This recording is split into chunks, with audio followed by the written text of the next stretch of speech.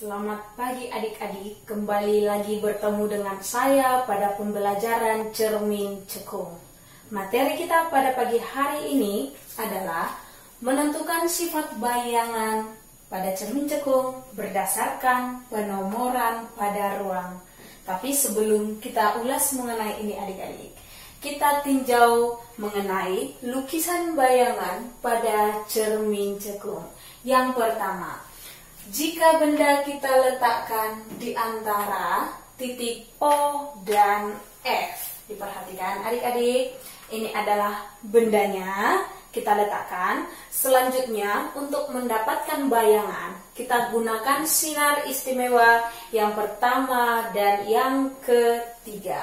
Sinar istimewa yang pertama, sinar datang sejajar sumbu utama dipantulkan melalui titik fokus. Ini sinar istimewa yang pertama.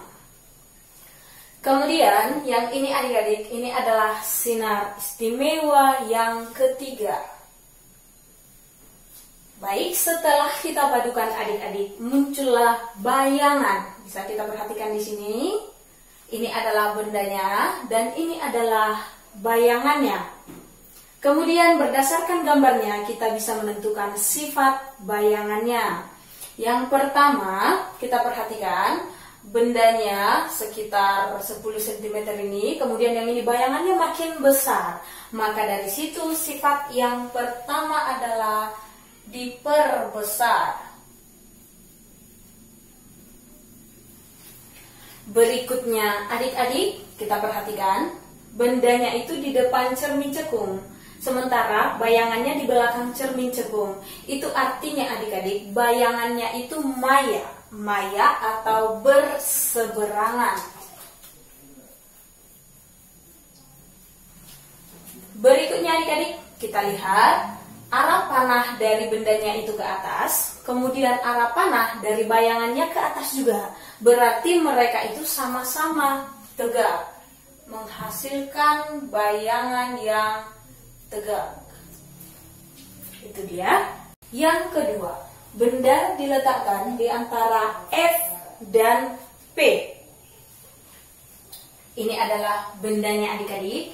Kemudian kita gunakan sinar istimewa yang pertama dan yang kedua. Sinar istimewa yang pertama, yang ini sinar datang sejajar sumbu utama dipantulkan melalui titik fokus. Kemudian sinar istimewa yang kedua, sinar datang melalui titik fokus dipantulkan sejajar sumbu utama. Baik, dari situ adik-adik terbentuklah bayangan. Diperhatikan, ini adalah bendanya dan ini adalah bayangannya. Dari situ kita bisa melihat sifatnya adik-adik. Yang pertama, ini diperbesar. Kemudian yang kedua, benda dengan bayangan sama-sama berada di sisi yang sama. Berarti ini artinya bendanya itu tidak berseberangan. Dalam artian bendanya itu adalah nyata. Kemudian satu lagi adik-adik, bagaimana kira-kira arah dari anak panahnya? Satu ke atas, satu ke bawah. Itu artinya bayangannya itu adalah terbalik.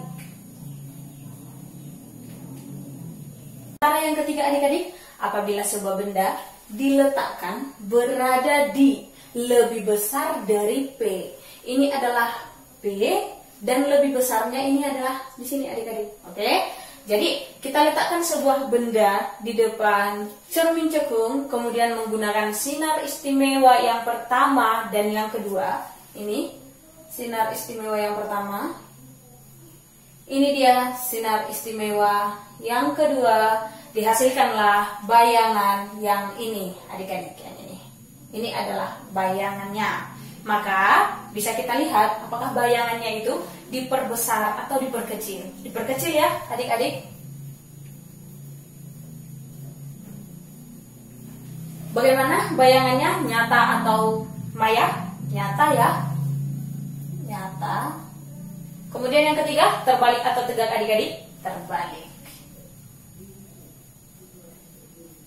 Baik, itu dia bayangan yang terjadi atau berdasarkan ini bayangan pada cermin cekung, ya.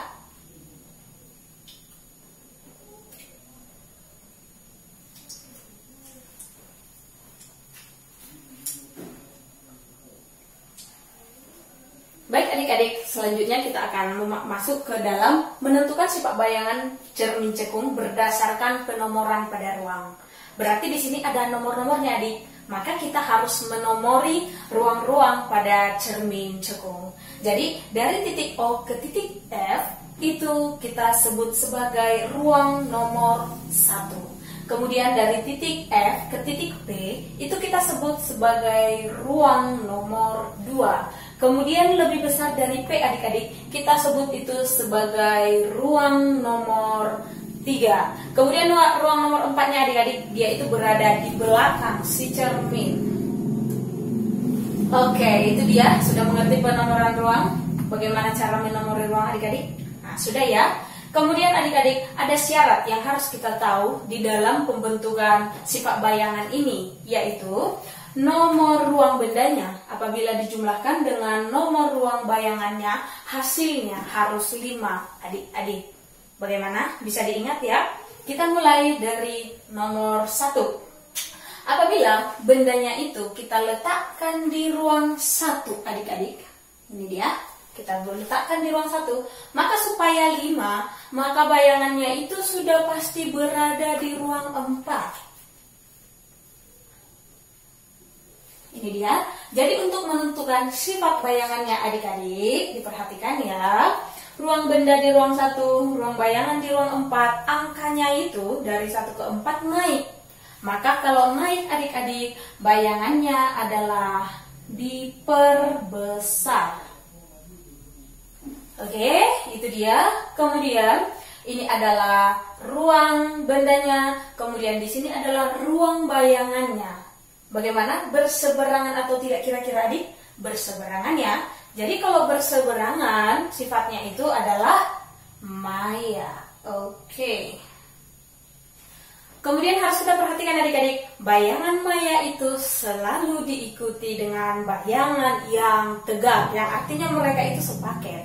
Begitu ya. Oke, ini dia sifat bayangan berdasarkan penomoran pada ruang.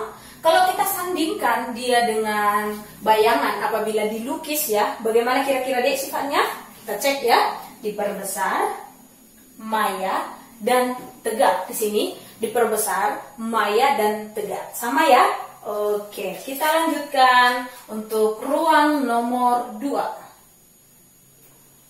Jika bendanya berada di ruang 2, maka bayangannya berada di ruang berapa adik-adik? Iya, di ruang 3 ya. Oke.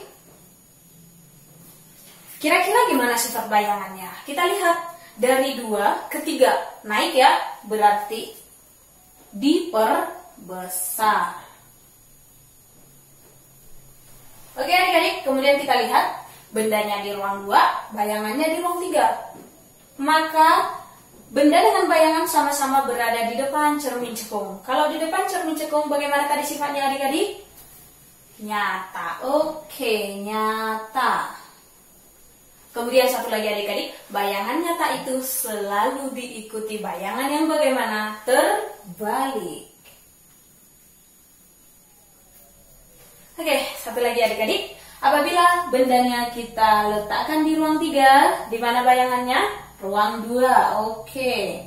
Kemudian sifatnya bagaimana? Dari ruang 3 ke ruang 2 bagaimana? Naik atau turun? Turun ya. Maka kalau turun bagaimana adik-adik? Diperkecil. Oke, kemudian dari ruang 3 ke ruang 2 berada di depan cermin, maka bayangannya adalah nyata. Nyata itu sepaket dengan siapa, Dik?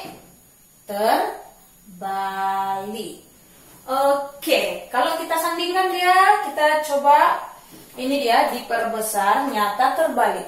Diperbesar, nyata terbalik sama ya. Kemudian satu lagi, diperkecil, nyata, terbalik. Diperkecil, nyata, dan terbalik. Bagaimana? Sama kan adik-adik? Oke, jadi begitulah cara menentukan sifat bayangan pada cermin cekung berdasarkan penomoran pada ruang. Gampang ya adik-adik?